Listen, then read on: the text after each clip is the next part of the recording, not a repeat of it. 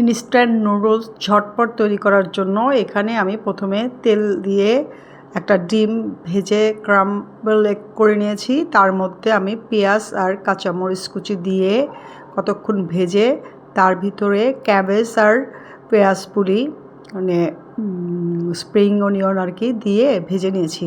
এর মধ্যে দিলাম নুডলসের মশলা। এখানে আমি 4 প্যাকেট নুডলস তৈরি করব। আর এটা আগে থেকে সিদ্ধ করে পানি ফেলে দেওয়ার কোনো ঝামেলা নেই। সবজিগুলো ভালো করে ভেজে নিয়ে তার মধ্যে আমি ওই শক্ত নুডলসগুলো ঢেলে দিচ্ছি। এখন একটু নেড়ে চেড়ে নিয়ে ভালো করে নেড়ে উলট পালট করে এর মধ্যে আমি 1 কাপ গরম পানি দিয়ে দিচ্ছি। ফুটনো গরম পানি দিতে হবে। আর এখন আরেকটু নেড়ে চেড়ে এটা আমি ঢেকে দিব। ঢাকনা খুলে দেখো একদম পানিগুলো শুকিয়ে গেছে। এই পর্যায়ে আমি কয়েকটা ফুলকপি দিয়ে দিলাম, কারণ ফুলকপির শুধু কপির ফুলগুলো নিয়েছি, ডাটা নেইনি।